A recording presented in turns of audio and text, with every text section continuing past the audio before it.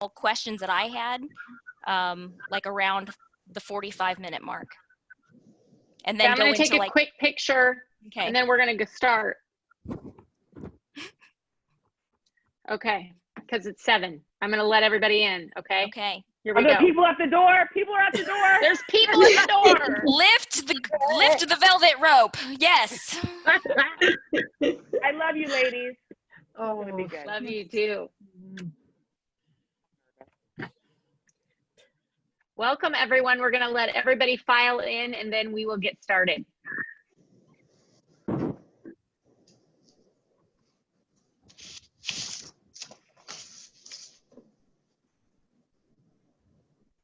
What you have in there, Leah? mint tea. Ooh. Sounds refreshing. Yes. Something. I'm having a non-branded water.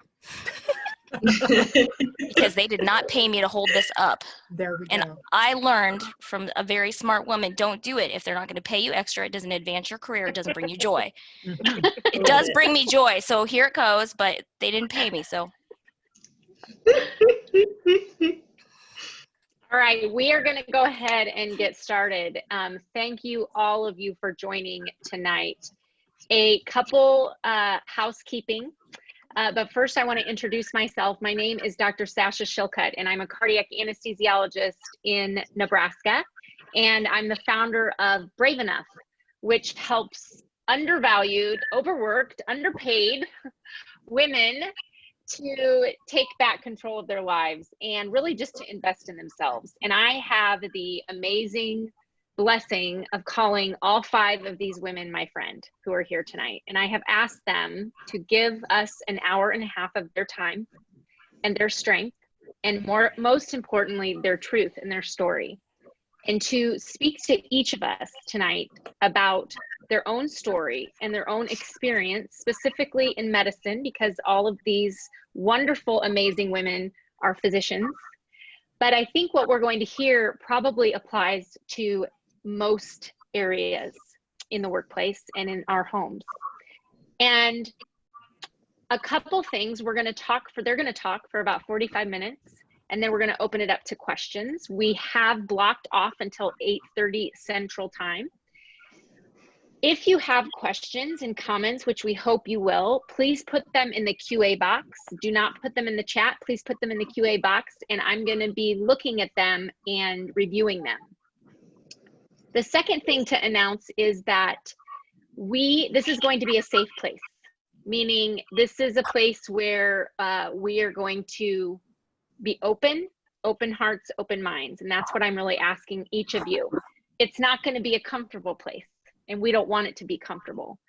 I can tell you, as a white privileged woman, these conversations make me tachycardic. They make me uncomfortable. They make me grieve. They make me nervous. They make me feel like I've missed the mark, because I have many times. But I know that is where growth is. So I'm inviting you to listen, and I'm inviting you to grow.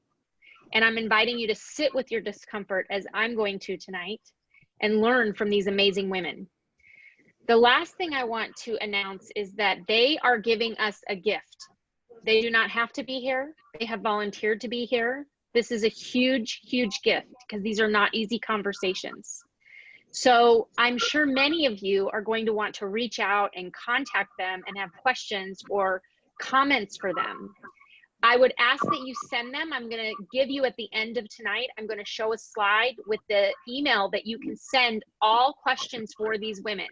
Please do not direct message them. Do not friend them on Facebook and ask them questions. Do not comment and ask questions about tonight. This is going to be heavy and a lot, and they are busy working women and mothers, just like many of you. So let's give them grace and space, and they're happy to answer questions if you send them under one email, which I will give tonight. So with that, I'm going to introduce our amazing moderator. Dr. Nanette Lacuesta is a family physician at the Ohio State University. She is an amazing woman, because she actually, in her administrative day job, does work in diversity, inclusion, and equity. And she's an awesome advocate, and she's an amazing dancer, by the way. That's another story for another time.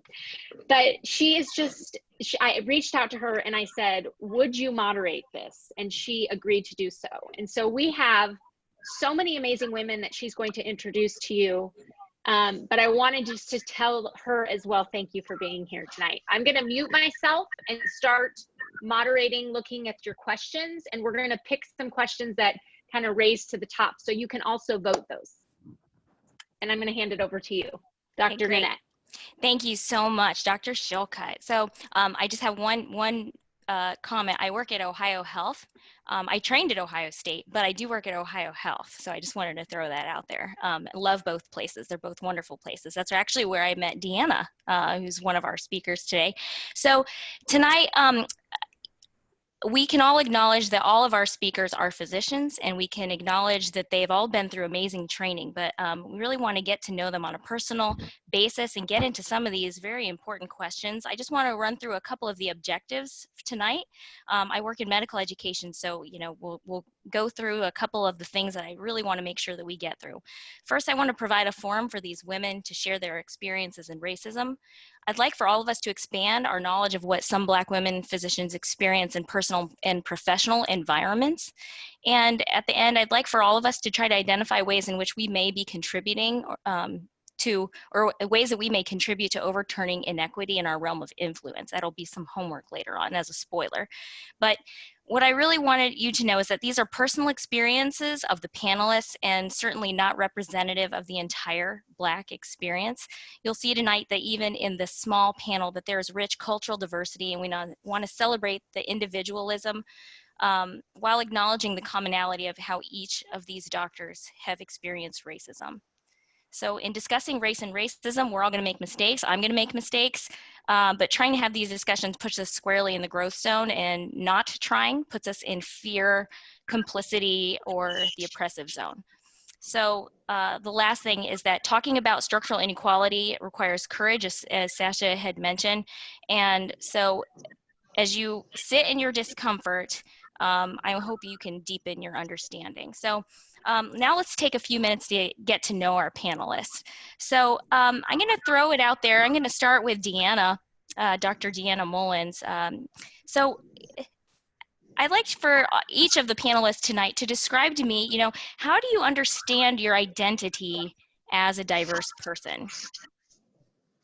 So for me, I am the oldest of 4 children to 2 Black parents. My dad grew up on the south side of Chicago, and my mom is from down south. She was a military brat, so she moved around a lot. But I grew up in a suburb right outside of Chicago, which was quite diverse. So I had that in my upbringing, but as well, my parents were very close to several couples that they met in college that they essentially started their young families together. And they were one of 2 actually same race, if you will, couples. The rest of them were all interracial couples. So a lot of my childhood and growing up experience was recognizing and seeing a lot of diversity in my background, and embracing it, not shying away from it. But I always had the identity of being a Black American firmly in this country. My dad's mother was a Chicago public school teacher, and education was a huge deal for her to pass down to her 3 boys, my dad included. And so education was always a part of my upbringing.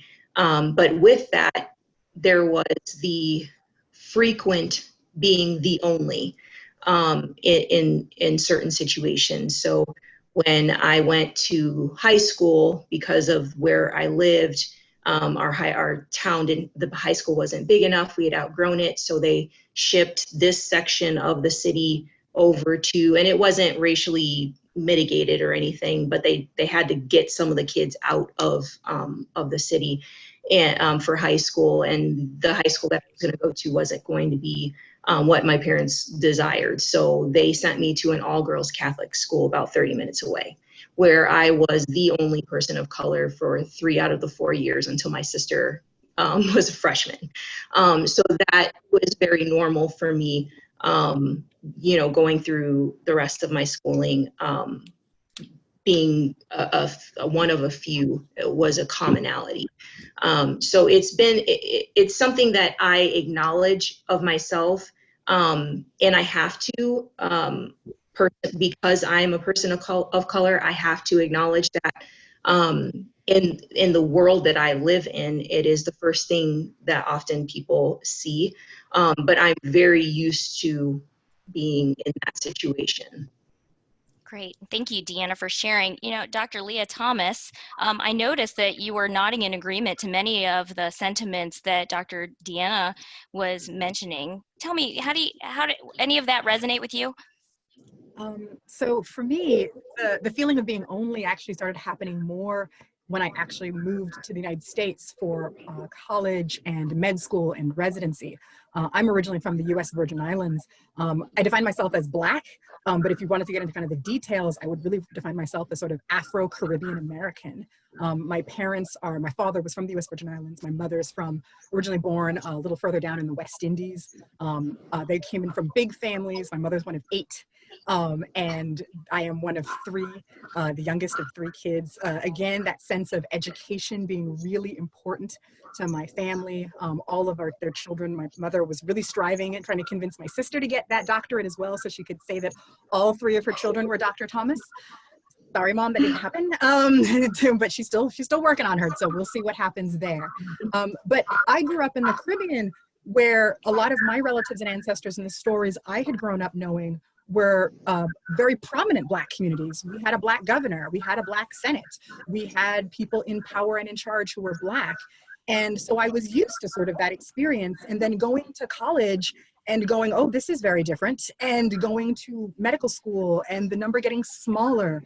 And my experience of being the only was when I joined my residency program, I was the only Black resident for all 4 years, my first year. And I wasn't expecting that. There was a Black resident the year before me, and she transferred out. And so for the first year of residency, I was the only Black resident for all 4 years. And it was very shocking and scary. But I'm used to sort of living in this world. I still, even though I've been in the United States now 20 plus years, I still deal with culture shock, and still have those experiences of sort of like, this is different.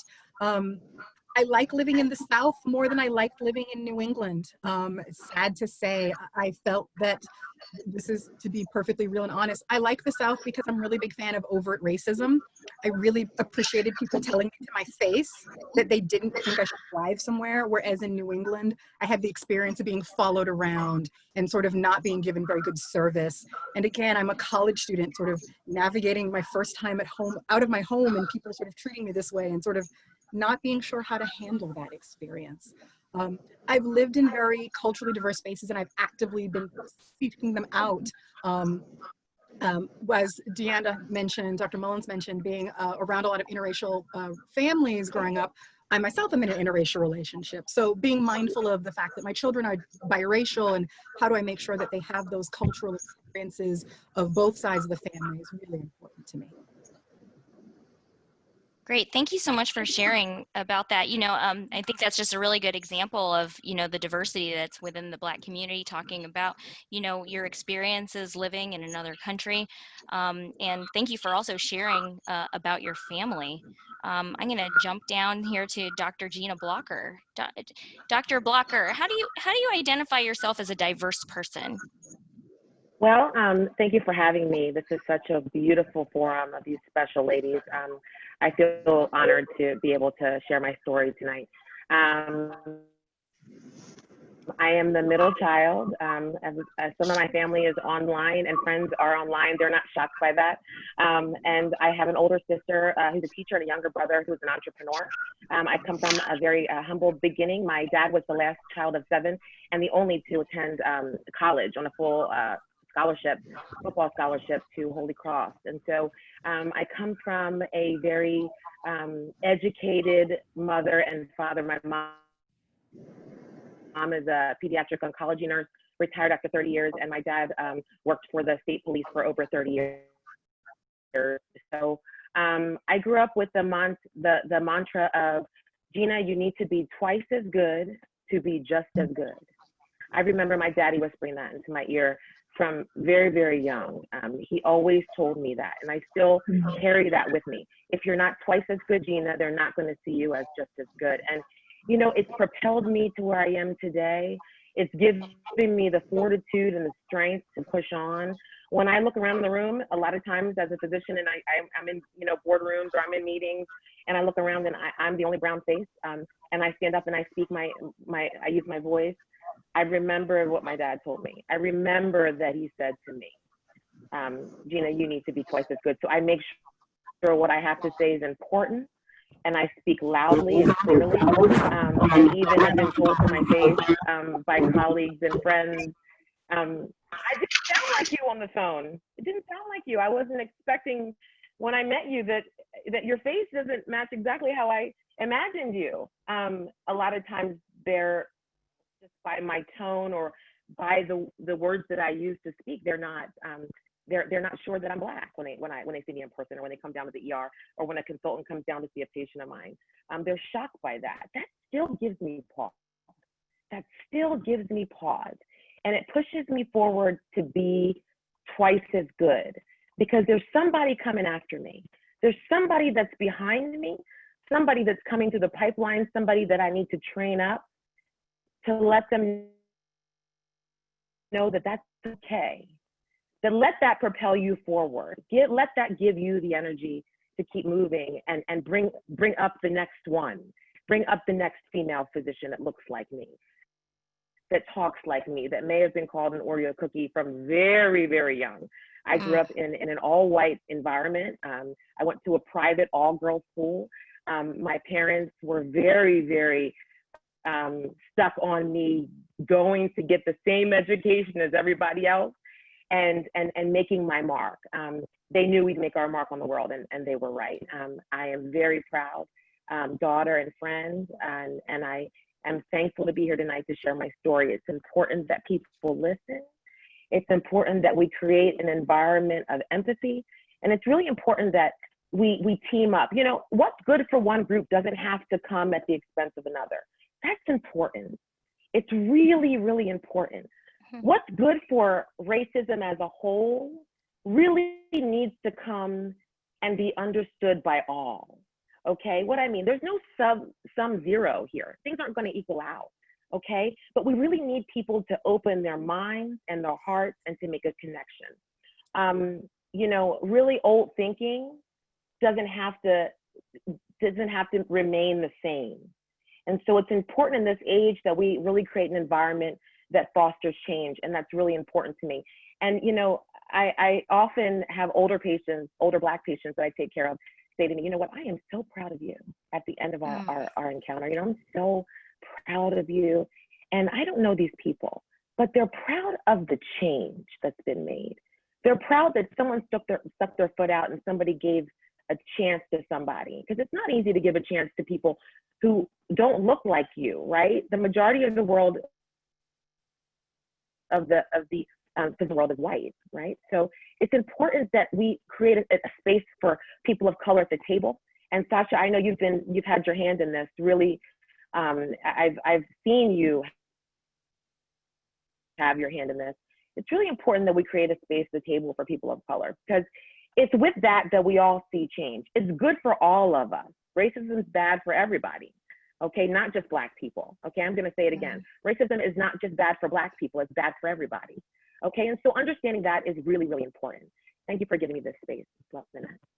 Oh my goodness, Dr. Blocker, I was just taking in all the pearls you were dropping, and I have so many things scribbled here that we need to circle on back to, because I saw a lot of heads nodding, and it really resonates with a lot of people. So many wonderful things that you've shared. Thank you so much. And last but not least, Dr. Yemi Odugbesan, I would love to hear how you identify yourself as a diverse person.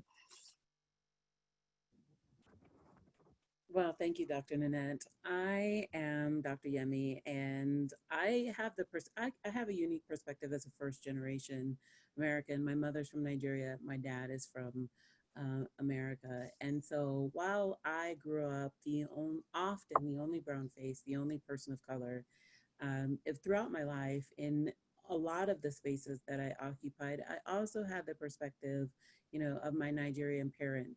So I can really identify with what Dr. Leah said in terms of, there are, even though I grew up here, there are still moments of culture shock where, I have that comparison between having one parent whereby, the majority of people, look like me, and then the experience of being born here, growing up in this country whereby, I'm often the only. So, I grew up out in the country, and I often say, so country, we rode horses to Dairy Queen. We rode our horses as much as we rode our cars. That's how country it was where I grew up.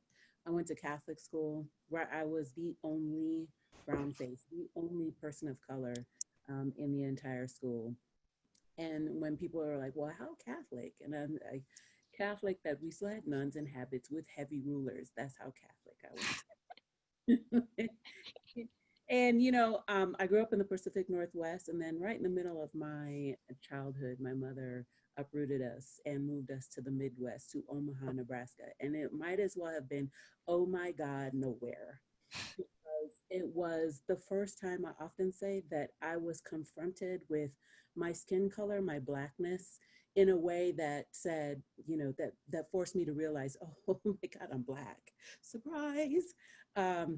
It was a very shocking experience for me. It was the first place where I was called the N-word. Or didn't know what it meant. I just knew that it felt really ugly inside. And it was the first place I was called like coconut and Oreo and zebra, and never having to experience those things before and figure out, well, who am I and what does that make me if other people are allowed to label me? And so I carried those things with me all the way through my university experiences. I went to school in the South at Duke University, and then came back to Omaha, went to the University of Nebraska Medical Center for med school, and, consistently confronting who I am. Who am I? Those questions that you grapple with when you are often the only person of color in spaces where people do not see who you are. It is one thing to have to ask yourself, well, who does that make me?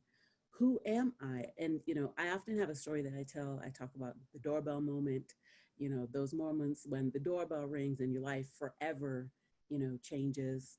We'll talk about that a little bit later. But, throughout my experiences, and like Dr. Gina said, I had a parent who instilled in me that, yes, you have to be twice to 10 times as good to be just as good, And so when you grow up knowing that, feeling that, you understand that there's a mask that you have to put on. There's a double consciousness that you take on in which you present yourself to the world, to the spaces where you are often the only one in one way. And so that is what I learned. And I think in my journey, as I think about who I am as a Black woman, I understand that there is no greater agony than bearing an untold story inside of you. And so I really appreciate the opportunity for us all to share our stories of who it is that we are, to take off the mask, to allow ourselves to be vulnerable, to no longer hide ourselves in order to fit in with the majority, because we are not the fragmentation of our experiences or the traumas that we've experienced in our professional and personal spaces associated with the color of our skin, but to fully integrate those experiences into the fullness of who we are, and to allow you to connect with that in an empathic way in order to, address racism and equity from a place in which we recognize that, my story, although my story is based on the color of my skin in a lot of ways, it's also, the way in which being able to identify with who I am, not necessarily but as a Black woman, but as a human being, having a human experience is how we all progress beyond just what you see in terms of color. Oh, thank you, Dr. Yemi. Thank you so much for those words. There's so many things here that I scribbled down here. There's so many good things I want to circle back to, but I do just want to take a moment, and I want to acknowledge that, I see all of you nodding in agreement, and with the strength that's coming through the screen, but I just want to let you know, I can see, Sasha, that this is difficult and that your emotions are coming out. And I want you to know that many of us also are having emotions, and I'm sure that many of our participants are having many strong emotions hearing these powerful stories. But having active listening and building empathy is the #1 first step. And you have to keep coming back to that over and over again. And so feeling the pain and feeling that empathy is not something to be ashamed of. And it actually gives us strength to be able to continue to tell these stories, because it means that it is reaching hearts. So thank you, Sasha, for being vulnerable and agreeing to the panelists and me that you would remain on the screen so that we can feel your strength and your power and be pushed to continue to share these some difficult and painful stories, because we know that it is reaching hearts. So I just wanted to acknowledge that. So a common theme with all of our physicians tonight is this twice as good to be just as good, or 10 times as good. So, there are studies that indicate that even as early as preschool, kindergarten, there is a negative bias against Black children in terms of perceived behaviors, in the way that they're demonstrating respect, severity of consequences. And I heard many of you to say things about experiences in school. So tell me about one of those times when you felt like your identity as a diverse person, as a Black woman, impacted your educational experience. All right, Dr. Thomas, go ahead.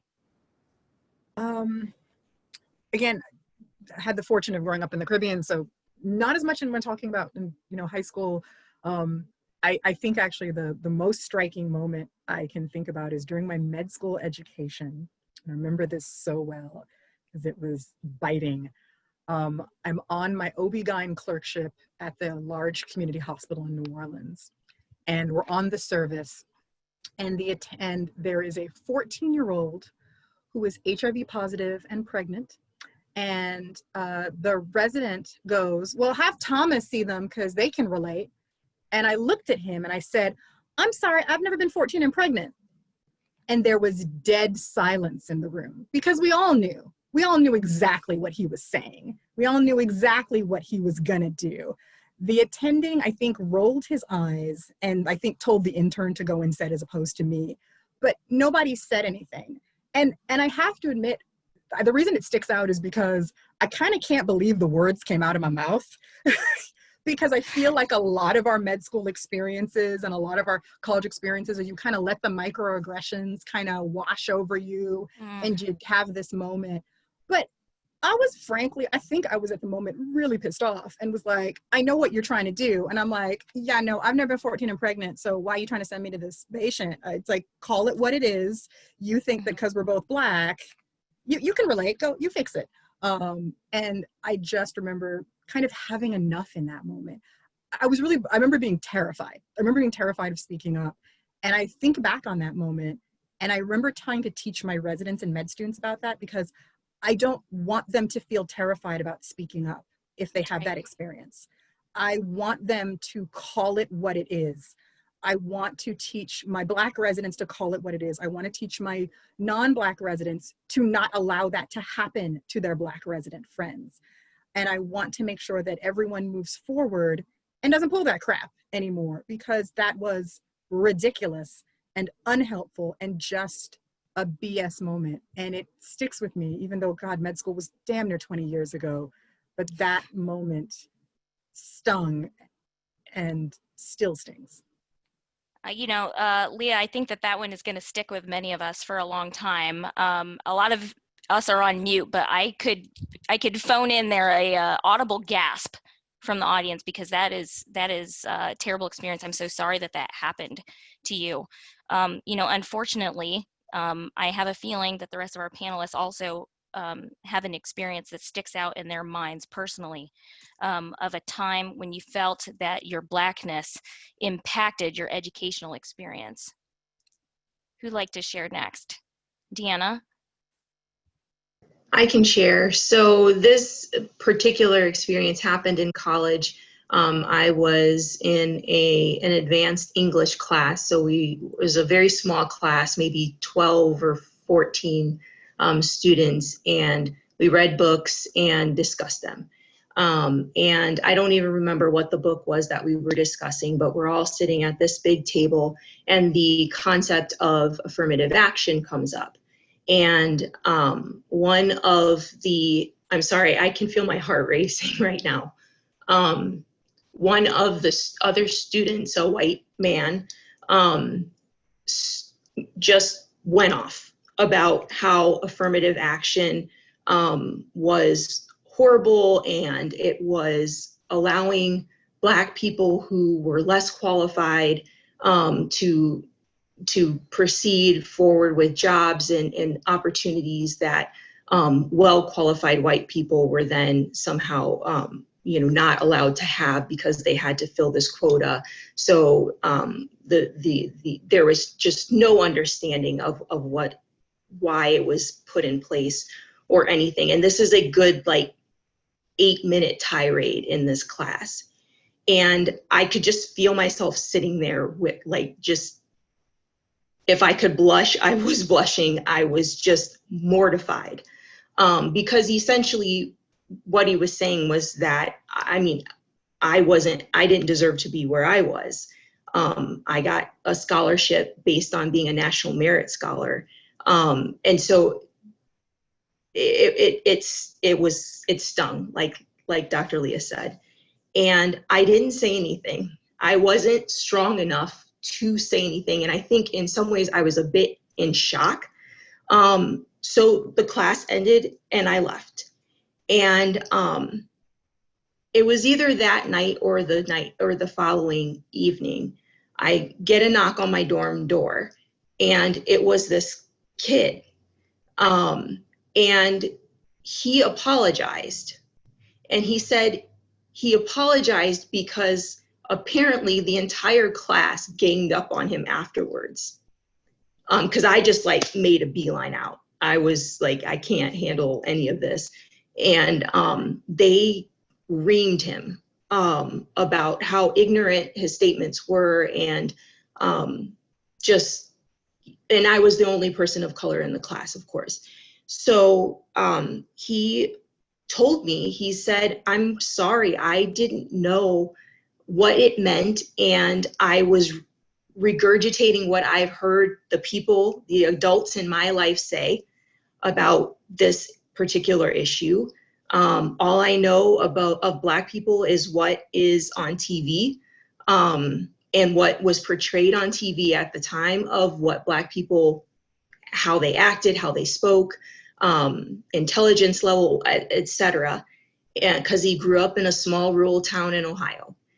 And but he was sincere, even though he probably wouldn't have apologized if it hadn't been for the fact that he was accosted by the rest of the class. He heard what they said, and we ended up being quite good friends. Our junior year, we were 2 of 5 students that did a year abroad in England.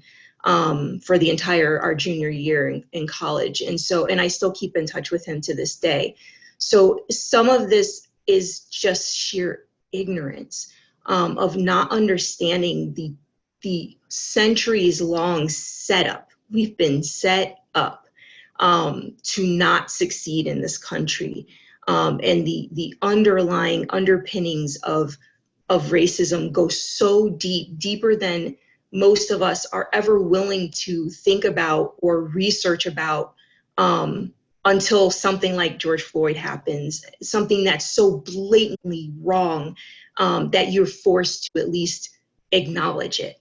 But how far you go down that path is all up to each individual person. You know, Deanna, I think that your story, you know, you mentioned something there, and there was a comment, you know, about, you know, your strength. I think that it wasn't anything to do with your strength why you didn't say anything, but I agree, the initial shock of having something like that happen is jarring. And what happened in that classroom is an excellent example of allyship and you know, standing in the gap with somebody and being an active bystander. I'd love to circle back to that as we, you know, explore ways in which we can get active. I know that Yemi and Gina also have stories that they can share too. So who'd like to share next about how they felt that their identity as a Black woman impacted their educational experience? You can go ahead, Gina. Yeah, I'd like to share a story. Yeah, go ahead. From residency. You know, I trained in the U.S. military. I trained in an environment where I was surrounded by white men. I was the first Black female to graduate from the emergency medicine program at Carl R. Darnell Army Medical Center. The program had been in existence for over 30 years, but I was the first African-American female to graduate that program. I was in a class all by myself, surrounded by 7 white men. And I had 3 babies. I had 2 of them while I was a resident. So I did a lot of unconventional things, and I looked pretty unconventional doing it. So I'm still unconventional in my field. You know, Black physician women make up 2% of the nation's doctors. And so it's a lot of unconvention when you look on the screen right here. But it feels really good to sit in a very elite group. So let me just share a story from residency. I remember I was an intern taking care of a young Black soldier, and she was probably about between the ages of 21 and 25, but young Black. She came in for, you know, bleeding during pregnancy, and I looked on her chart, and she had children. She had 1 miscarriage, and she was pregnant. And patient came out to my attending, and there were some other residents standing around, and I described her and, you know, her pain, and went through the whole ABC. And the attending looked at me and said, "That's a lot of kids for her age, isn't it?" And I said, "Well," and he cut me off again. And he said, "How many more kids do you think she's gonna have? I'm sure she doesn't have a husband." And again, I said I didn't ask about her marriage. "Well, did you talk to her about tying her tooth? She's had enough kids, don't you think?" And again, this is a young Black soldier. And, you know, basically he was highlighting on, you know, many of us that have children are unmarried, and we don't have husbands, or those babies don't have fathers. And that's simply not true. But I wasn't willing to fight that battle with him. Older white male, you know, military officer, higher up in the ranks than I ever would have made it. Been teaching at the residency program since its existence. And who am I to contradict him as a young intern, barely a captain in the military, who already assumed that this woman was unwed, you know, no fathers to her kids, just out there having babies in the street, you know, basically looking for a Joe to, you know, get benefits from. That was the mentality. And I wasn't strong enough at that point to say to him, "How dare you? How dare you assume that this woman is unloved, that she is not what she is? How dare you?" And I remember in that moment thinking, well, I wonder what he thinks of me. Like her. I wonder what he thinks of me. I wonder if he thinks I have a daddy. Mm. I do. And he's damn good. And it was just in that moment where I felt like, you know, I'll never be able to reach my patient. I'll never be able to change this around because the construct runs so deep. Mm-hmm. You know, this man has been doing emergency medicine for 40 plus years, has taught how many residents the same stark ideologies that he believes in. And it runs so deep.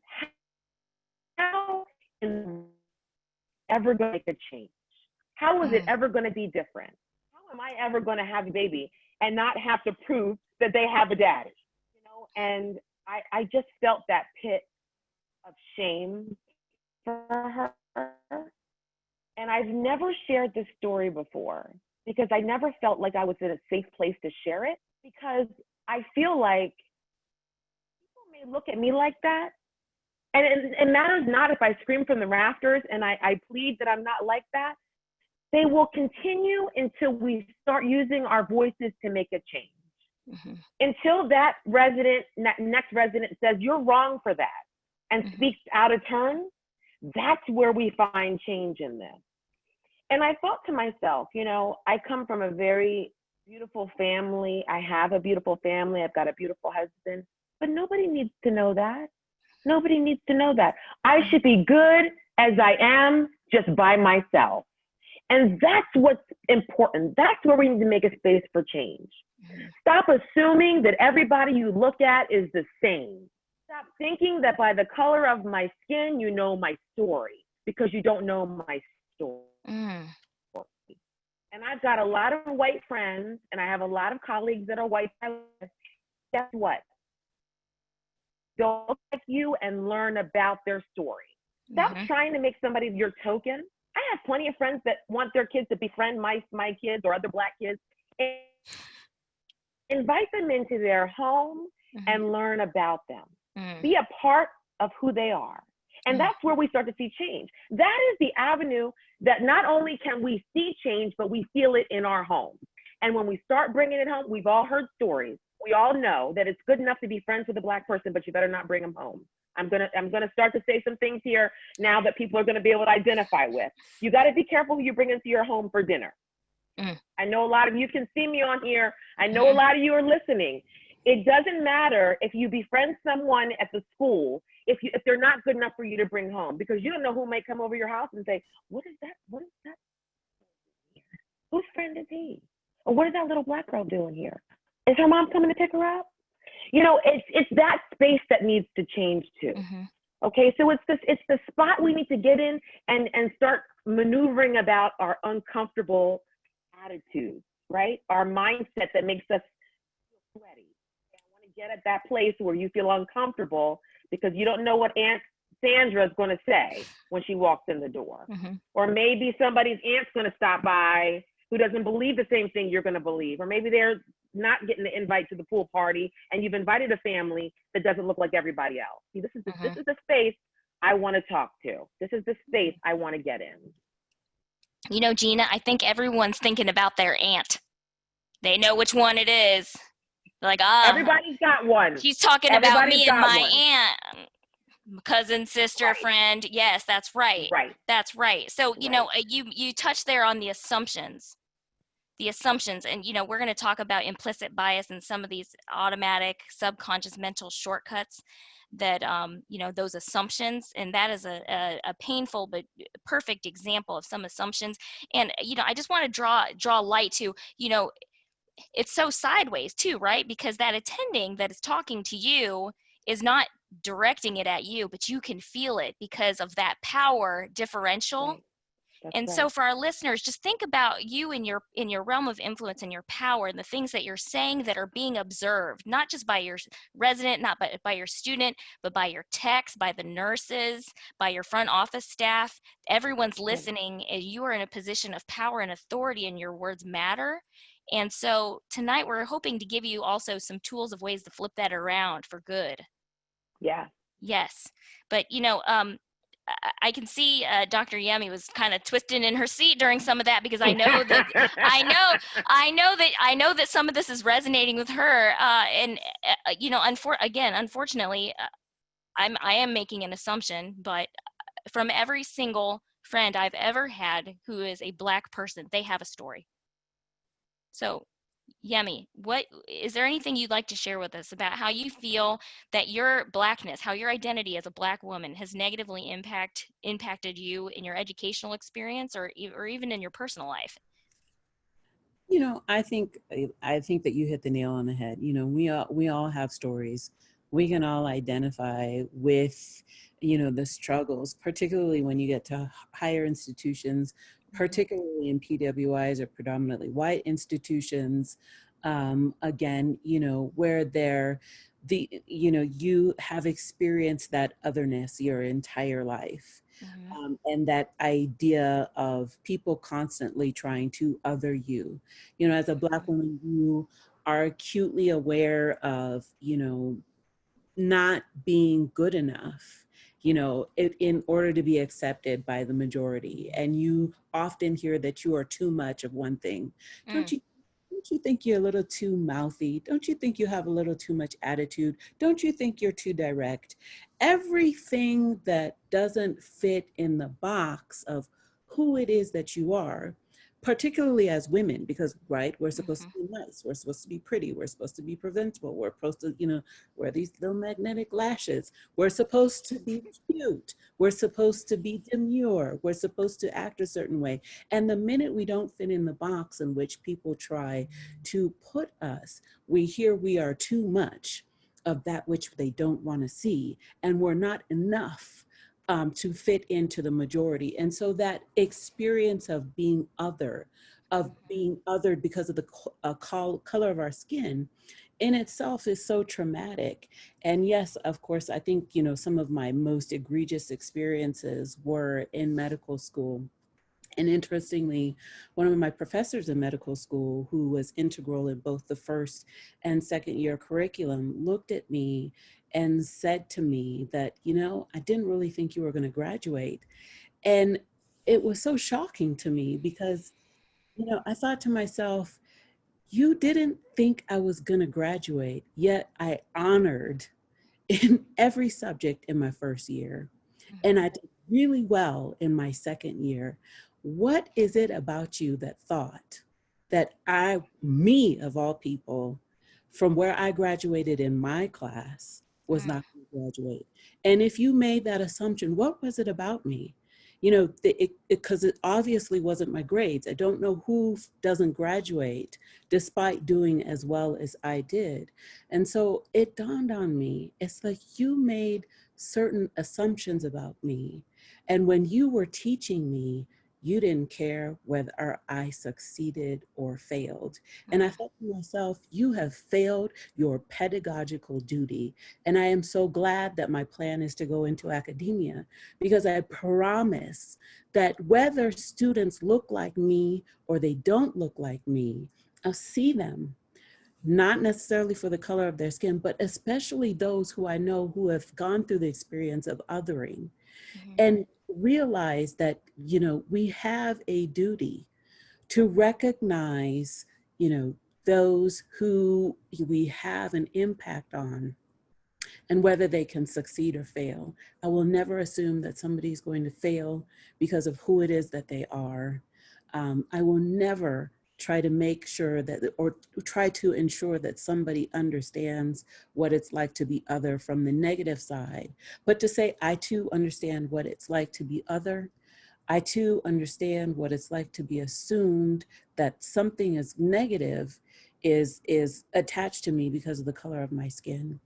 And to work to change that in every space that I occupy, whether I'm in academia, now I'm in private practice, but to ensure that nobody has the kind of experience I had where somebody looks at you simply because of the color of your skin and assumes that you're going to fail. Yes, thank you so much. So, I'd like to invite our panelists to take themselves off of mute so that you could just kind of jump in and answer these questions here, because, I want to jump back for a moment to something that you were saying, Yemi, about, the assumptions and the things that somebody is saying to you to undermine you, to communicate some sort of bias to you without saying it to you. And that is an example of a microaggression.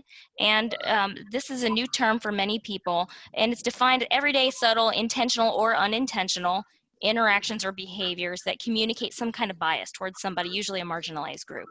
So my friend Tanisha King Taylor, who is Chief Diversity Officer at OUH Comp, she taught me very eloquently that, these microaggressions or these micro traumas, right, is psychological abuse. Has the same kind of effects, has the same kind of physiological effects, and that is part of the reason why racism is a public health issue, because it turns into chronic stress causing, I mean, we're scientists, we know that at the very core of this, that it's causing physiological changes in people who experience racism on a regular basis that is changing their physiology to a point that they're in a point of chronic stress. So my question to the panel here, I know I'm going a little off the box, but it's Nanette. So, okay, so my question here is, now that you are all doctors, you're not residents anymore. If you had given advice to a medical student or a resident who's experiencing this every day and they don't have the strength yet to say it after the last time or the last 3 times or the last 6 times, or they think, you know what, maybe something's up, I think it's me. They're getting gaslighted every day that there's something wrong with them, that they're not good enough. What advice would you say to that student, or what's the first step that you might throw out there for them? I think it's important to seek allies. Mm. It's extremely important to seek allies. Absolutely. Mm-hmm. The thing about, I like how you talked about the biology, and when we talk about the things that we experience, the trauma that we experience, and the post-traumatic symptoms that we experience as a result of, experiencing microaggressions as well as macroaggressions, the place in the brain where these traumas are stored, even though this is not something, a physical attack that we are enduring, the place, and we are experiencing it in the same place neurobiologically as if it is a physical attack. So to go through that experience over and over and over again, yes, it does result in a constant cortisol bath that then, does affect our biology, because the fact of the matter is, as human beings, we are biologically driven for connection, and racism and inequity, it amplifies our greatest fears about disconnection. And so when you are constantly in an environment where you are not connected, my first and foremost advice is to seek connection, seek your ally. Absolutely. One of the, biggest piece of advice when I give residents who are looking for jobs is to ask about that straight up. What mechanisms do you have in place for my career advancement? And I think that the same advice works for residents as well. What mechanisms do you guys have in place to ensure the all-around well-being, of residents, particularly, as a person of color in this program? Because it doesn't stop.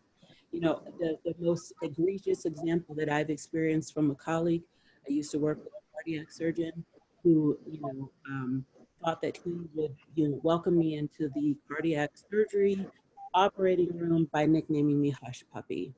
Now, Hush Puppy is yes, Deanna, yes. If any of you who, not to mention, Hush Puppy being a food that's particularly popular down south, but he was nicknaming me after a particular character in the movie The Beast of the Southern Wild. Now, I've never seen that movie. I will never see that movie because of the trauma that I experienced as a result of going through what I went through with this particular cardiac surgeon.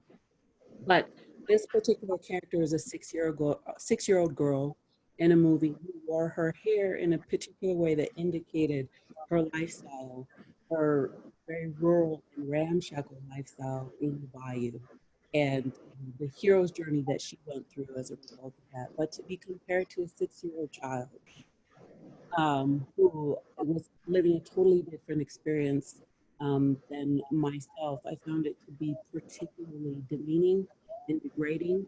That's exactly how he meant it, to establish a hierarchy in the operating room. And so those kinds of experiences, they're vertical, they're also lateral, and it doesn't stop. And you have to, as a resident, be able to, first of all, recognize the stress that you're undergoing, why it is that you're undergoing that stress, and to seek your allies who then, and your sponsors who then, are able to present those issues to say, this is wrong. Because as somebody who is a resident who may not be able to feel like, okay, I can speak out when the biggest person in the room is making me feel, this big, to have those sponsors, to have those allies that then say, this is wrong, and who will go to battle on your behalf to ensure that the psychological environment in which you are operating ensures your greatest success. That's right. That is so beautifully said. I'm sorry to cut you off, Nanette. Oh, no, that was so eloquent and beautifully said, because at every level of training, it's pervasive throughout. What I mean by that is it's present. It's present everywhere. It doesn't matter if you are in a program with women or men, or if you're at an institution of a historically Black institution or a predominantly white institution. It's there, and it's going to rear its head when you least expect it. I mean, it could be a phone call you have with somebody where they perceive you as something that you're not, right? And it's finding those people who support you no matter what. And a lot of times it's a person of color that you can find, whether it's within your division or within your, within your area. For me, it's a member through every stage and level of training. And as I now train medical students and residents, and I mentor young Black females that are interested in pursuing medicine, I let them know that it's going to change at every level of training, right? Even as a young attending, as a junior attending, as an intern, as a senior resident, even as you go up, it's going to change those different experiences, and you're going to feel like you need a voice, and you're not going to be able to stay in that program sometimes without a voice. And you're going to watch people that don't look like you do things more egregious and not have consequences, and that's going to burn you. And that is going to burn a fire within you like you have never seen before. When you watch somebody act a plumb fool, I'm going to really say some things here, okay? I want people to really listen. When you watch somebody scream or do something egregious or retaliate against somebody or do something blatantly wrong or get physical with another member, no consequences, not be called to peer review, and not be called to the credentialing board, and not to be put on any kind of program or rehabilitation or recommended counseling, or maybe we need to put her on remediation. Or when you see egregious things happen to people around you, and then you see the things that happen to you as a person of color, Deanna, Lia, Yemi, if I could touch you, it's real. That is the space that's hard. That's right. When it gets difficult. When you watch somebody step every boundary, no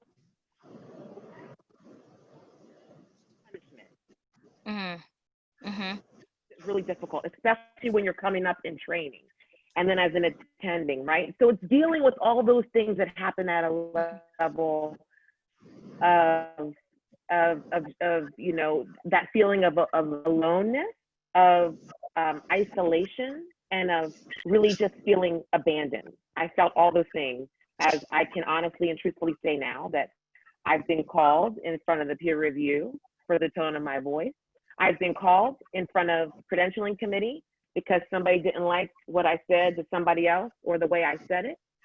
And it wasn't what I said or how I said it, although that may have been part of the problem, it's who said it. Mm.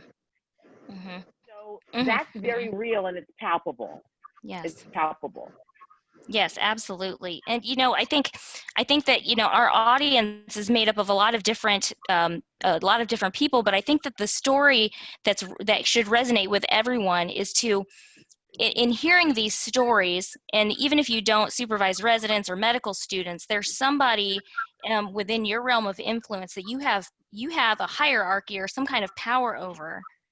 No matter what position you're in, there's somebody there, and you have the power to identify when implicit bias and these microaggressions or macroaggressions, overt racism, is occurring, and you have the power to do something or say something. So, with that being said, if you have the opportunity, you have a lot of allies on the line here. A lot of allies who are listening, hanging on your every word, taking notes, scribbling down. I want to talk to all of you for about 4 hours about these little bits of gold that I'm just like scooping up and carrying with me here. But you know what? You have an opportunity tonight here and an audience of... One more thing, Nanette. Yes, please do. So sorry to interrupt. And I know that especially white people are like, well, what can I do when I see somebody that, what can I do, right? When I see something that's wrong, or when I see somebody's being taken to the court for the wrong reasons. By the court, I mean, the people that run the hospital GME department. You can say what you saw and when you saw it, and you can write it as wrong. That's what you can do. You can create a safe space for that person whose voice is being muted because of what they look like, not because of what happened, and not because it was a misunderstanding, and not because someone's confused, but you can back that person because you know who they are, and you know what's right, and you saw, or maybe you didn't see, but you can be a character witness for that person. Kind of rings true to me because it happened to me. Yes, it happened to me, and it's and not I'm getting just to the happening point to you. where I can share. Yes. No, thank you so much, because I know that this is happening to many Black students, residents, doctors, and they're doing it in silence.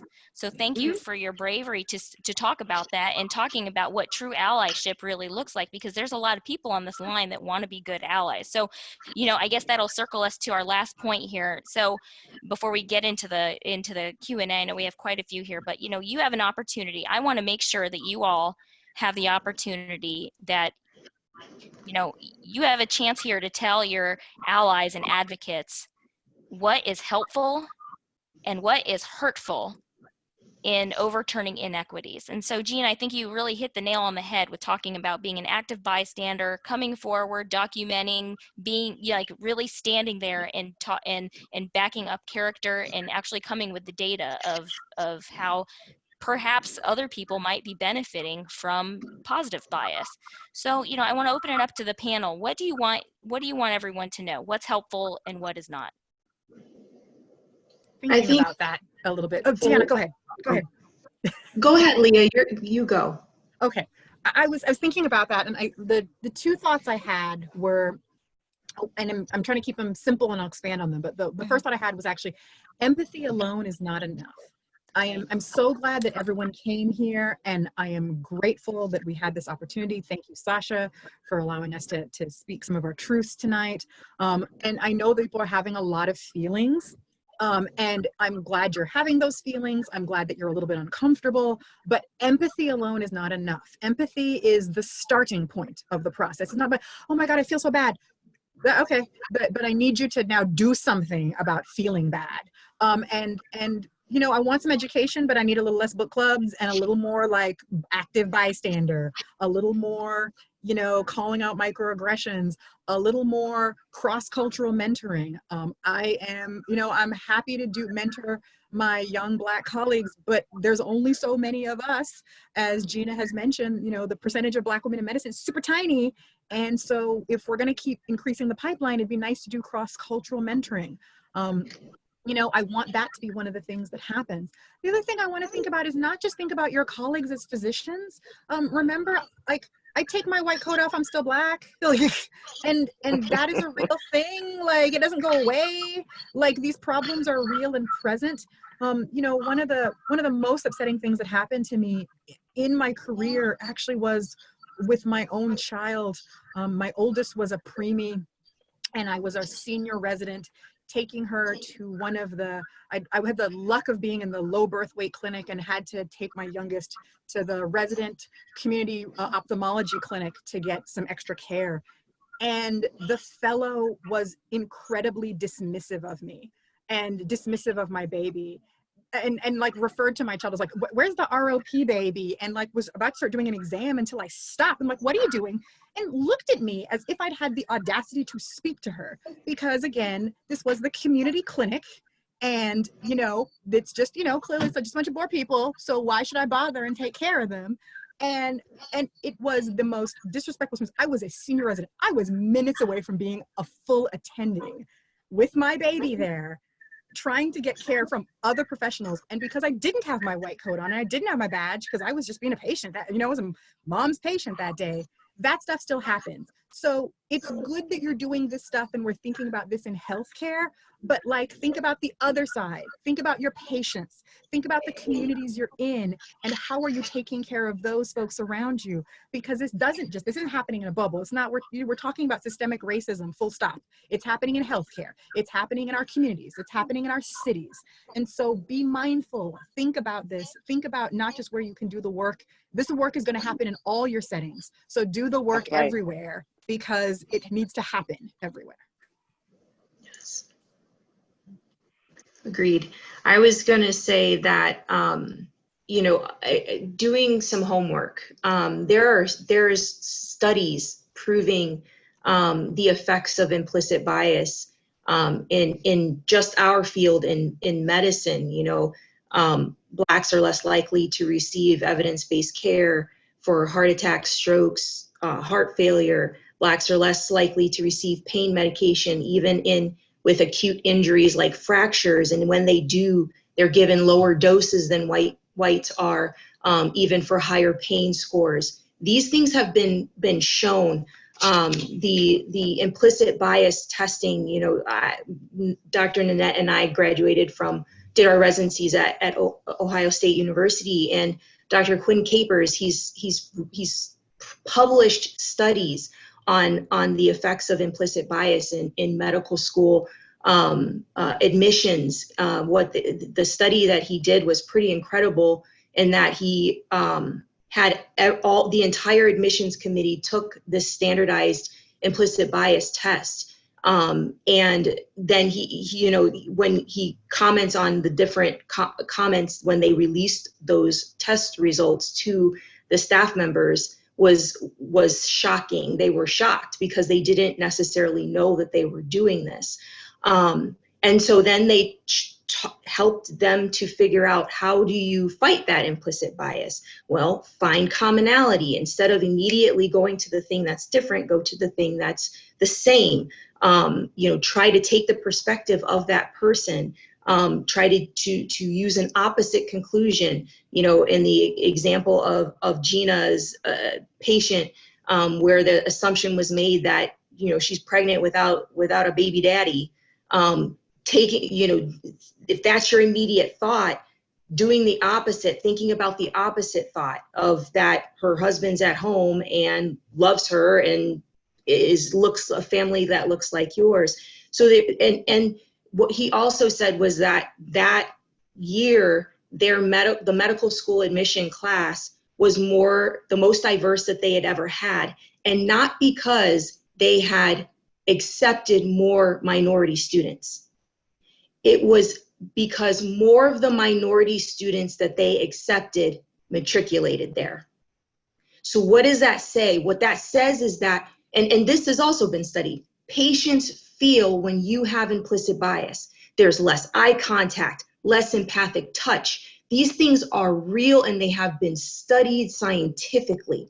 So until you are able to hear and know that these things are happening, you're never going to be able to fight against it. And these things continue to happen to people that look like me and that look like my brothers and my sister and my mom. And so doing the hard work of looking into the scientific, we're all very smart women here, and people, these things are scientifically based and have been proven. Not that we should have to prove it, but it has been proven. And so understanding, okay, what is my part to play? If I am a cardiologist and I just read a study that said that Black people are less likely to go to the cath lab, then what do I do about that? What do I do with that information? How do I, if I'm aware of it, then I can change that dialogue when I have that patient sitting in front of me.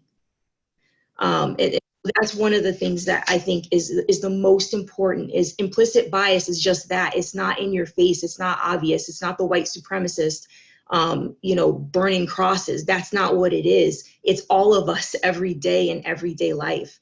And if you don't realize it's happening, if you choose not to dig in and figure out where these things are happening, it's never going to get better. I think also, one of the important things to realize is that you have to use very stark language and very direct language when you are talking about this. And what do I mean by that? I mean that racism is the greatest public health problem we are facing in our time. You have to look at it as a great public health problem. And so there is no neutral ground. Just like, there is, you're either treating high blood pressure or you're making it worse. So you are either working against racism or you're complicit in those who inflict it upon others in our systems and in our cultural infrastructure. So you have to start thinking about it in terms of who will die if I don't stand on the right side of this very problematic public health issue. And so, racism is a burden that is shared by all of us then. We all have a responsibility to look at it, to look within ourselves, to think about it in terms of it's that thing that confuses the past, it threatens the future, and it makes the present very, very inaccessible. So as we are looking within ourselves, as we are connecting with the stories of each other, how then do we work, in together in order to make the present today more acceptable for all of us who are looking at diversity as a strength, who are looking at diversity for the beauty that it is, who are looking at, how we think about racism and inequity as far as how do we leave this planet, how do we improve upon the human condition from this perspective so that, a part of our legacy, like I said, is standing on the right side of it. And, there are actionable steps that we can, enact in order to be better allies, in order to stand together to say that this is the way that we are confronting this public health problem in our workspaces, in our personal spaces, in where it is that we travel to, in where we are at the grocery store. It doesn't matter. It's all of our problem to address. And it's very, the time is now to think about, okay, what are we doing to address this? Who is going to die if we don't? Absolutely. I jump in there real quick with a quote that I read recently. I'm reading a book called The Inner Work of Racial Justice, and it's by Rhonda McGee. And Ni Chang is the one that told me about this book, and I've been reading it. And this quote essentially says exactly what you were saying, Dr. Yemi. And it says, because remaining neutral or keeping silent favors the status quo, we must come to see that as we live, choose, and act, we are actually engaging in projects either of equality or of oppression, always. There is no middle ground. There is no middle ground. It's really important for white and non-people of color to understand our history. not my history as a Black woman, but American history. This country was built on the construct of racial divide. This country was built on that construct, and understanding where we came from can help pave where we're going. If we don't understand why Blacks don't trust, for instance, the health system, then maybe you haven't learned about the Tuskegee Institute, you know, what happened at Tuskegee, and the institutionalized distrust of people who were supposed to care regardless of what someone looks like. And guess what? I work with some people, and so do you, and so do everybody probably on this call, doesn't believe all Black people are good. That doesn't believe looking at somebody and seeing the color of their skin doesn't denote who they are. People really truly believe that. Some people even believe Black skin is thicker than white skin. But knowing our history and knowing where that construct comes from is very important to forging roads ahead. We've got to know where this started from to know where we're going. That's very, very important. There's a big mistrust in the Black community as far as healthcare is concerned. Look at the pandemic. Racism is a pandemic, but look at this COVID-19 pandemic. It's killing Blacks and Latinas 50% more than regular white people or non-people of color. The numbers are staggering. Why is that? The healthcare. I mean, we could be on this call for a very long time, talking about all the things that barriers to care and why people don't have the same access as others. But we really need to understand the history that forges us to be where we are, forces us to be where we are. So, you know, I'm hearing all of you saying, know your history, educate yourself, use plain language, you know, do more than just empathize, take action. And something, the last thing that I want to point out, something that Yemi mentioned, you know, is using the plain language. When you're using words like difficult times and things like this happen, yeah, it makes every person of color and every who has been emotionally ripped, not just by the murder of George Foreman, but by every single Black person who has been murdered in plain sight that has not gotten the same kind of press. It's over and over and over and over, the trauma of seeing that. And so by not calling it what it is, by not calling it murder, by not calling it racism, by not calling it, you know, implicit bias or explicit bias, by not calling it what it is, that's also painful. So thank you, Yemi, for pointing out using plain language and calling it what it is. So I honestly, I could circle back to all of these little nuggets and all night long, and that this is just the beginning of opening of a discussion.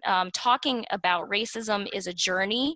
It is not a one and done. You're not going to fix any of your innermost thoughts and feelings in 1 hour, but I hope that this has at least initiated some thoughts, and you'll continue the discussion in your groups outside of this call. But I am going to ask Dr. Sasha if she wanted to take any questions from the Q&A box that she'd like to share with the panel.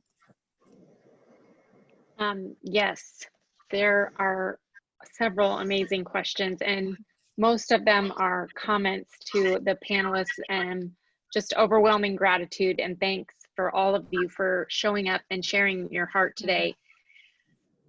There are 3 common questions though that I want to try to get to. The first is about how we as, and I say we as a white person, now I'm speaking from a white person's perspective, because there's several people that specifically asked, how can I as a white person be an ally in a compassionate and constructive way or thoughtful way? Those were the words that were used. And I'm going to be really honest. I think fear of messing up, saying the wrong thing, doing the wrong thing makes us enact, which is worse than acting and not acting perfectly, right? And that's what Dr. Nanette said at the very beginning, is this is an imperfect practice. Being anti-racist is an imperfect practice. If you can't accept that, you will be silent the rest of your life. So you have to get over your fear as a white person of messing up. You're going to mess up. It's worth coming out and being anti-racist. So how, because this is a very common question in the like 5 to 7 people, I think I'm up to 7 people have asked this. Dr. Deanna, can you maybe start with an answer for how they can be an ally? So obviously, if there's a blatant microaggression that is witnessed, speaking up and standing up about it. But I think a lot of in the Q&A are women who are in some position of power. And just like in our own families, we have the ability to set the tone and set the standard of, okay, this behavior is allowable in this house, and this behavior is absolutely not allowable. This language is allowable. This language is not allowable. Just creating an atmosphere with your trainees and and the people that are around you that you influence of how you speak, and bringing these issues up is allyship. Because if you've got a Black resident in a group of 15 and you're talking to all of them and you start speaking on the fact that these are real issues that are in medicine, and these are real issues that medical students and residents of color face, that person is sitting there and hearing that along with everyone else. And they know that, okay, the fact that this person of power is saying this, they're an ally. And so if something happens, I'm that much more likely to go to you and talk to you about it. Trying to get that allyship, like what Dr. Yemi was saying, finding a commonality, finding an ally to connect to, you're that much more likely to be that person for that minority if you are open about these issues. Back to something, Sasha, I want to say something you said, because I think it's really important. You made the comment that like the fear of inaction is holding people back. Like, you're gonna screw up. like we all are human. We're all human. We're going to screw up. If you're being authentic, if you are being true to yourself, if you're simply acknowledging, I am trying to learn, I'm probably going to screw this up because I'm learning, that's an okay place to be. The other thing I'd often want to say to women is that they get a lot of like, I'm so sorry. I'm not here to absolve you of your guilt. Like, oftentimes the biggest mistake that can happen in these experiences is sort of like when this is a very unfortunate happens when a woman of color, a Black woman, speaks and says, this is a problem, I'm upset, here's my history, here's my story. There can be an instance of, well, let me tell you why my story's like that, or, oh my God, I said this, and that is not the time to do that. When you're having those feelings, here are the 2 things I love to recommend to people. And again, I'm a psychiatrist, so you're gonna be it's a little therapy, but it's good. When people are sharing their story, there are 2 responses. And it's really the same question is, do you want me to listen, or do you want me to share my own stuff? Because sometimes maybe the Black woman who's telling you this just wants you to listen. And maybe they'll say, I need you to listen. I need you to hear where I'm coming from and hear my challenges. And I just need you to listen right now. Or I want you to share. I want to learn about you and share at the moment. But before you kind of start going like, oh my God, let me tell you, because I totally had that experience in the Whataburger. No, you didn't. Like, you might have. But you didn't have the same experience. You didn't have the same experience. We didn't have the same experience. And being open and honest about your mistakes, especially those of us in leadership positions. The most proud moment I ever had of my program director, who was both my mentor and sponsor, we were in one of our interview panel rooms, like discussing our recruitment, and he made kind of it was a like super slight, mild comment, and he stopped. Like I kind of like looked at him and was like, what the hell? And he stopped, and like within 5 minutes, in front of the entire resident group, in front of all these faculty, he said, you know what? That was not appropriate. That was incorrect of me in that moment, and I apologize for my experience. He didn't have to. He was the program director. He's the vice chair of education. He could say whatever the hell he wanted, and we could have all been like, and not said anything. So for those people who are especially in power, don't go, oh my God, I shouldn't say that. Take that moment. That was so powerful for me as an associate program director, so powerful for our residents to see someone in this role in power, to say, you know what, that was not right of me, and I apologize. This was not helpful. I'm learning, I'm growing. You know, I'm sorry for what I said. That was not helpful or appropriate. So you're gonna mess up. Own that you're gonna mess up, and be okay with that.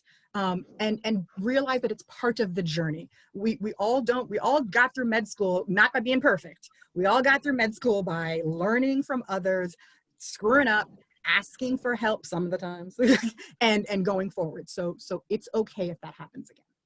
And it's a practice, you know. Yes. I think what we're finding now is as these dialogues begin, I think that people are feeling like, okay, let me stick my head up a little bit. Let me stick my neck out a little bit. Let me, you know, because I do want to talk about this. But the minute that it gets uncomfortable, or the minute there is anything that stirs up those feelings of guilt or of shame, because let's face it, you know, racism is definitely one of those things that invokes shame in both those who have experienced the trauma of it and those who are hearing about the trauma of it. There's a lot of shame surrounding that. And so what we're finding is that, yes, these discussions get entered into, but the minute they become a touch uncomfortable, or the minute, you know, there's a feeling of a direct attack, or something is taken personally, you know, and that has to do with issues surrounding shame, as I said, then there's a defense, and the wall goes right up, and there's tears.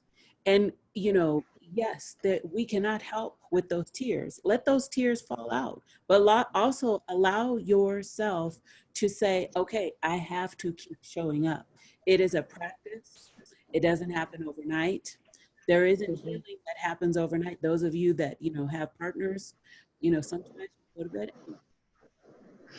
but only, you know, that is the solution for the day. So sometimes you will go to bed, and the thing that you are attempting to talk about will still be unresolved. But knowing that as an ally, you're there to learn, you're there to get the lesson. The lesson doesn't come overnight. It doesn't come just by once. It comes by hearing. It comes by doing over, over, and over again. And no, oh, I'm sorry, go ahead, Yemi. No, it's not about necessarily getting it right the first time, because you won't. You really won't.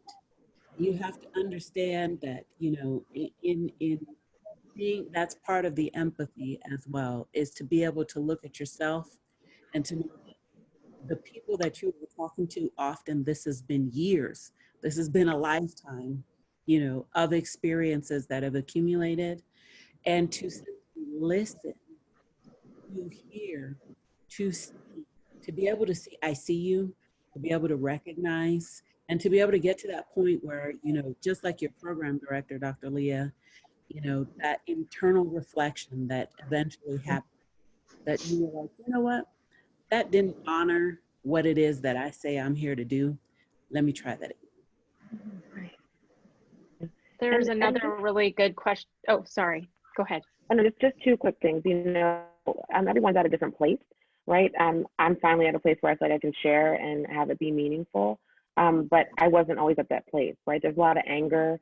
There's a lot of emotion within me, because guess what? I don't get any days off. I don't get to decide when I'm going to address racism and when I'm not. It's always there, right? The fog is always there. So I don't get to decide, okay, I'm going to fight the fight today. You know, every day is the same fight. And I might be called on it, and I may not be. And I get those good moments, those feel-good moments with my patients that keep me on the course, right? I get those feel-good moments with my neighbors and my friends who make me feel like I'm a part, and I'm important, and I'm worth it, and I'm good. And I get those boosts, right? And so it's a lot of up and down. That goes with the trauma of dealing with what we deal with every single day. So so you may get the clap back, right? There may be some Black people that aren't ready to hear you in that space, or how are you doing today? Or they may not take too kindly to that. Everyone's at a different spot. So right now we're at a place where the women on this panel are very comfortable in sharing and able to do that. But you may get clap back, and I need you to be okay with that, because guess what? I feel like I want to clap back 4 times a week. Okay, but I can't do that because the construct is there where I have to keep my wall. to keep my job sometimes and to keep my sanity. But I want to say that because it's important for people who want to pick and choose to address the pandemic of racism. It's a choice for us. So I need you to be okay with being not okay when we talk about what we're talking about. Makes sense? I need you to sit and listen, like Lia said, and like Yemi said, and like Deanna said, when you don't want to, or when you want to share your story. Because guess what? It's not like being Asian. It's not like being Jewish. And it's not even like being a woman. Mm-hmm. It's different than being a woman. Being a Black woman in a white world is different than just feminism, okay? Or sexism. Now, I'm gonna get a lot of flack for that, okay? But that's the truth. And if you can't see that, and if you need to say your experience as a woman, or your experience as an Asian, or as a Jewish woman, it's not the same experience as racism when you walk in the room and someone sees your Black face. So I need people to kind of be on board with addressing that their experience of racism as a non-person of color or sexism is not the same reality that I'm living in. And I'm happy to expand on that too. Can I ask another question that was very, very good? That your answers are, I'm trying to write them all down so I can summarize them, because they were it's so good and it's so true, and everything you're saying has needed to be said. And I greatly honor and appreciate all of your courage and bravery for saying it. One question I wanted to get to before some closing comments is, someone wrote, how do you address your colleagues who choose to prefer to be colorblind than anti-racist? Colorblind is problematic. Full stop. Full stop. That's part Full of it. stop. Full stop. Okay. And here's why it's problematic. And it's because of, it's straight up systemic racism. You know, colorblind is the same as simply trying to say, like, men and women are the same. No, they're not. It's impossible to think that way. You know, there's that lovely character that comic that showed up recently where it was a man and a woman, and I love the fact that it was a woman of color too, at like a racing, like at a racetrack, and the man's track was like a couple of hurdles that he could just kind of side swipe, and the woman's track was like minefield, like, you know, animal traps, dirt road, this. And he's like, what? It's the same. He's like, barbed wire. Yeah, and he was like, it's just the same race. And someone on the chat just said it. Yes, it's kind of white privilege a little bit, because you can say that because you're like, well, I don't see color doesn't really work because you have the privilege of not seeing color. Like, you have the privilege of going, it doesn't really matter to me. Well, that's because you have all the cards. When you don't have all the cards to begin with, it really matters. So I go back to my original statement that colorblind is problematic. Full stop. Colorblind was like woke in like 94. Okay, right. It was like, that was kind of woke-ish in 94, but I mean, it's 2020. Right. Yeah. I want to see my color. Why don't you want to see how beautiful my Blackness is and learn about what makes me so beautiful? Saying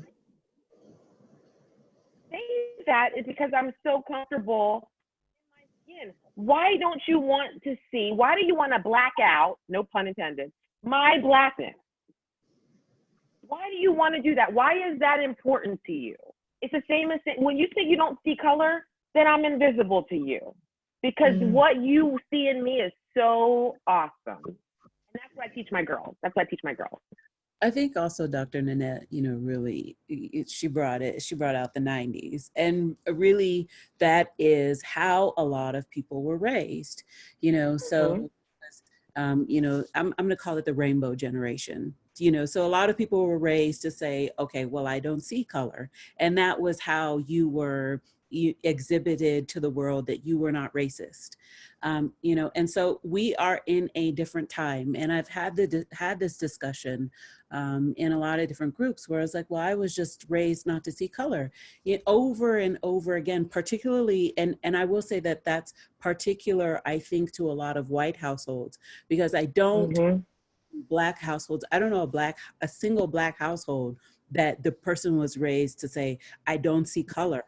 Particularly those of us whose, you know, grandmothers were white, whose grandfathers were white, who, you know, had a very diverse family, you know, growing up. I actually happen to know that, you know, Deanna, Lia, Nanette, Gina, you know, we have very diverse families. And we saw that growing up. So that, and I think that a lot of Black people did. So for a Black person to say, I don't see color, that was something that we were never raised with.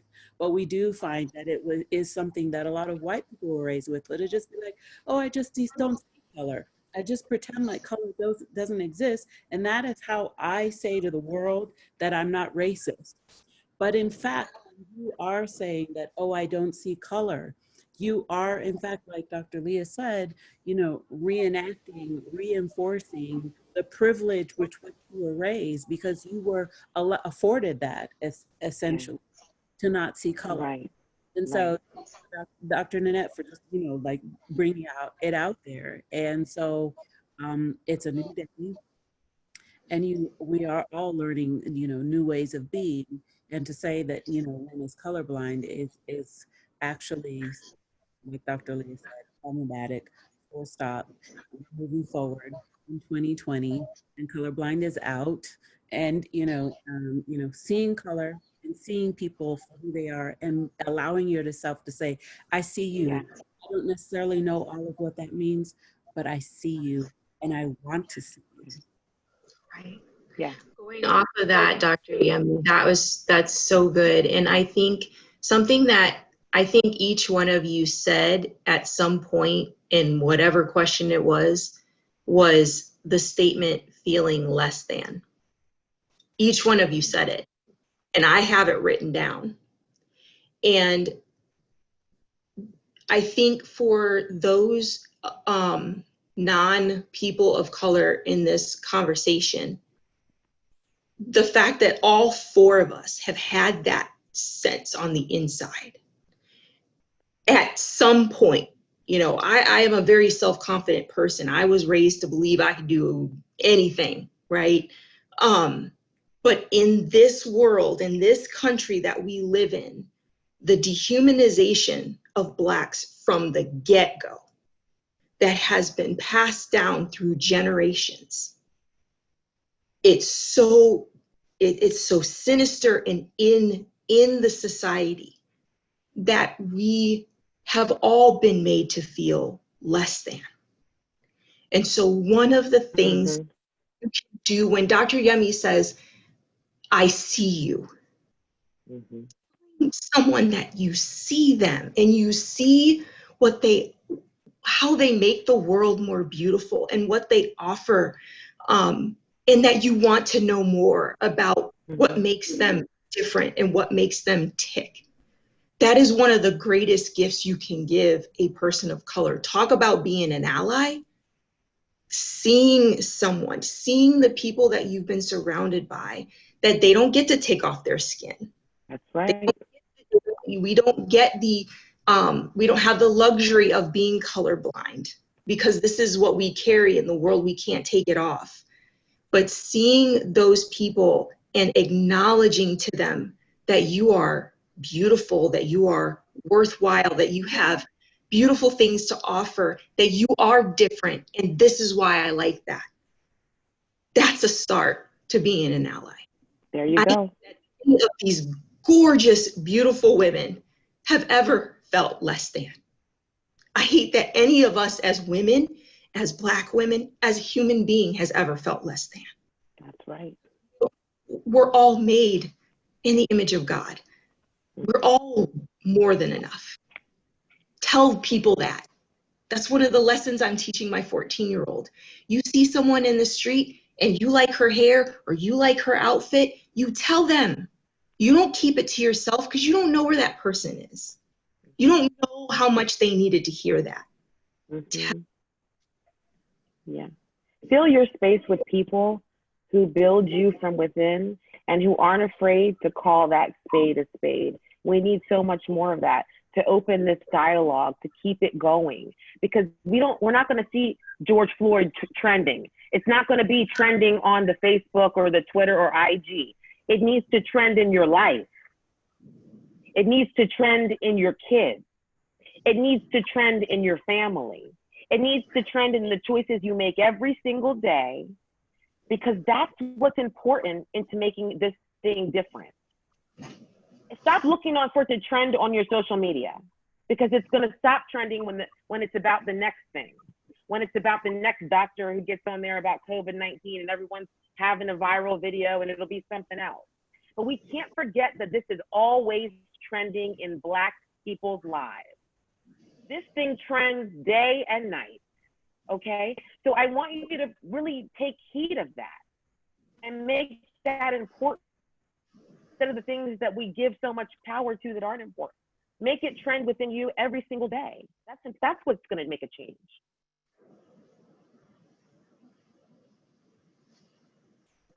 Okay. I don't even know how to end this, because I feel like you all, you're just all amazing. So I'm just going to read some of the things that you said. Diversity is beautiful and it is a strength. Dr. Yemi. We need you to be more than an empath. Dr. Lia. Do your homework. Dr. Deanna. Know our story and invite us. That is what true love is. Dr. Gina. Stop assuming that everyone that looks the same has the same story. Dr. Gina.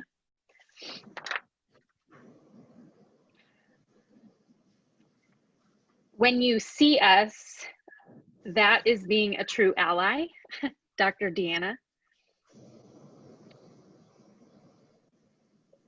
Anti-racism is an imperfect progress, is imperfect progress, Dr. Lia. Those were some of the most poignant comments to me that I wrote down. I want to end by saying that this was an enormous gift, and these women are like amazing experts in medicine, in subspecialties of medicine. They are also mothers, they are teachers, they are friends, they are someone's sister, they are someone's mother, they are someone's spouse, they are someone's best friend. And this was an enormous gift of growth for you. So, and for me. So if you heard something tonight that triggered you, that made you feel fearful or guilty or shameful or sad, sit with it and then think about it and then do your homework and be an ally. And the only thing preachy that I felt like I wanted to say tonight, and I wrote it down so I wouldn't forget, is one of the things that has empowered me to be an upstander, because I work in an operating room, and in an operating room, and Yemi can attest to this, there are things that are said in an operating room that would never be allowed to be said in any other realm of the world. And I have heard so many things, and I have stayed silent so many times.